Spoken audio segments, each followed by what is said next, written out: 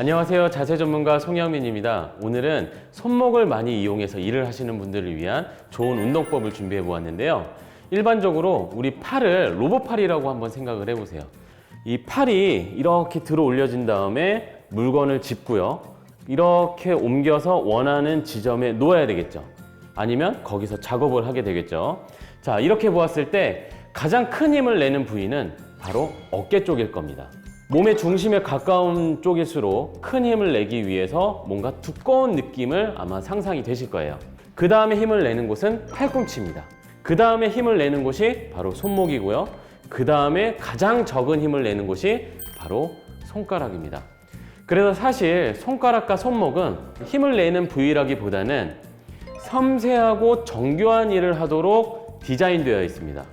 그런데 일을 할 때 여러분들께서 손목을 과도하게 사용하거나 반복적으로 타이핑을 치고 뭔가 정비를 하면서 드라이버를 자꾸 사용하시고 이런 식으로 손목과 손가락을 쉬지 못하게 큰 힘을 내서 일을 하게 되니까 이런 데가 막 찌릿찌릿하고 아프고 여러 가지 안 좋은 증상들이 생기는 거예요.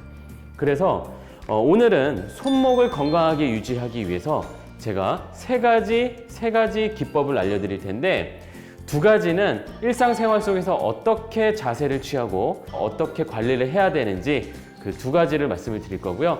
나머지 한 가지는 손목과 관련된 운동법들, 너무 좋은 운동법들이 있거든요. 이런 것들을 5가지를 제가 알려드릴 거예요.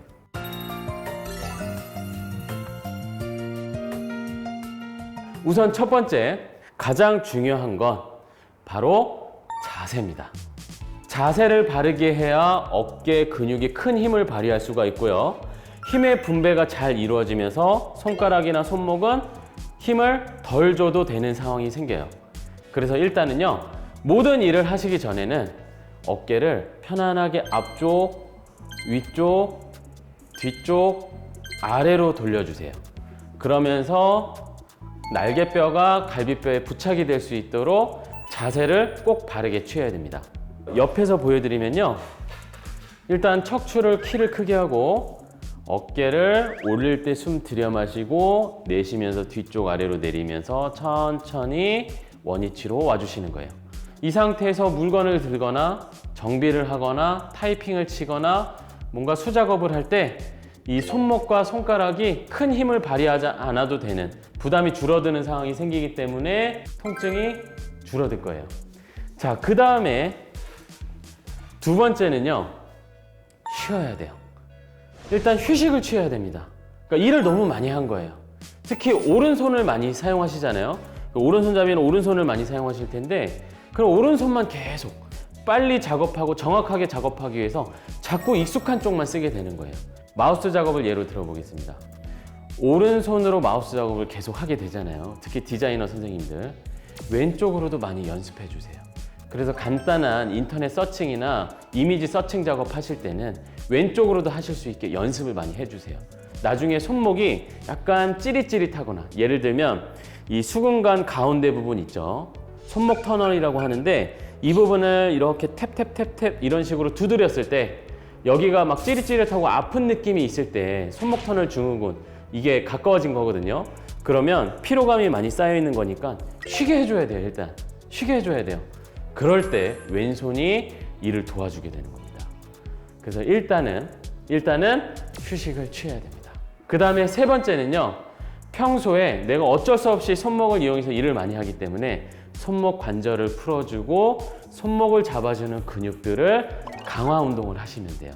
실제로 지속적으로 일을 많이 하셔야 되기 때문에 이 세 번째 방법이 가장 근본적인 해결책이라고 볼 수 있습니다. 일단 우리 모든 관절은 윤활관절이에요. 움직이는 관절은 윤활관절이에요. 윤활액이 많이 분비가 돼야지 부드럽게 움직일 수 있어요. 그래서 손을 수직으로 이렇게 들어 올리신 다음에 아프지 않은 범위 내에서 천천히 아래로 이렇게 구부려 보세요. 이번에는 반대쪽으로 구부리는 거예요. 둘, 앞쪽, 뒤쪽으로 부드럽게 움직이면서 풀어주세요. 중력을 이용해서. 앞뒤로 1회, 10회씩 2세트를 하시면 되겠습니다. 그 다음에 손목은 이렇게 보았을 때 옆으로도 움직여요. 우리 손 흔드는 방향 있죠? 이렇게도 움직여요. 그래서 손목을 수직으로 잡으신 다음에 안쪽, 엄지손가락 방향이죠. 바깥쪽, 손을 흔드는 방향으로 움직여 주시면 이 손목 관절이 이렇게 미끄러지면서 움직이게 돼요. 그러면서 이 주변에 있는 인대도 스트레칭이 되고요. 근육도 스트레칭이 되면서 10회씩 역시 2세트 해주시면 되겠습니다. 아주 간단하죠? 네, 손목은 섬세하게 운동을 해야 됩니다. 그 다음에 세 번째는요, 멍석말기 운동인데요. 멍석말기?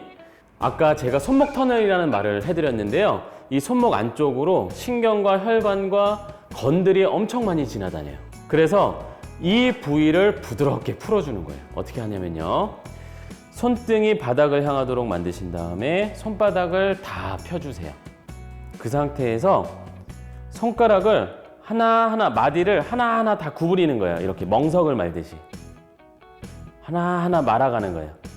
그렇게 해서 다 네 손가락을 구부리세요. 엄지손가락은 쓰지 않습니다. 반대쪽으로 이번에는 하나하나 다 펴보는 거예요. 그래서 우리 구독자 여러분들이 느끼셔야 될 건 여기입니다. 여기에다가 손가락 하나를 대보시고 이렇게 구부렸다가 폈다 했을 때 여기가 힘이 들어갔다가 또 힘이 빠졌다가 하는 느낌을 느끼셔야 돼요. 이렇게 10회씩 2세트 해주시면 되겠습니다. 그러면 이 사이에 이런 관절 부위들이 부드러워지는 거죠. 중요합니다. 우리 손목 터널 증후군 아프면요, 일을 못해요. 일을 못할 뿐더러 잠을 못 자요. 얼마나 아픈지 모르겠어요. 이렇게 막 찌릿찌릿한 게. 자, 그 다음에 손바닥을 뒤집는 운동을 할 거예요. 일단 통증이 있을 때는 어떤 무게를 들지 않은 상태에서 손바닥을 아래로 향하게 하시고요. 네 손가락을 붙여요. 그 다음에 엄지손가락을 펴니다. 그 상태에서 팔꿈치 몸에 붙이고 천천히 뒤집습니다. 자, 뒤집은 다음에 엄지손가락을 바닥을 눌러주면서 스트레칭 하나. 그 다음에 다시 안쪽으로 모아주고 엄지손가락으로 바닥을 누르면서 둘. 다시 이렇게 하나. 힘을 주는 거예요. 둘. 이런 식으로 엎침, 뒤침 하는 운동인데 그런 근육들이 이런 식으로 다 연결이 되어 있어요. 요골과 척골이라고 하는 우리 팔뼈는 위쪽은 팔뼈가 하나지만 앞쪽은 두 개로 젓가락처럼 되어 있어요. 이게 이렇게 될 때는 꼬여요. 이렇게 꼬이고 또 펴지고 이런 식으로 관련된 근육을 사용하시면서 두 개를 안정감 있게 묶어주는 거예요. 그러면 손목이 훨씬 안정감이 생기면서 부드러워져요. 그래서 엎침, 뒤침 운동을 해주시는데 제가 처음에 말씀드렸죠. 이건 통증이 약간 느껴질 때 조심스럽게 스트레칭 하듯이 하는 거예요. 그런데 내가 지금 통증이 없어요.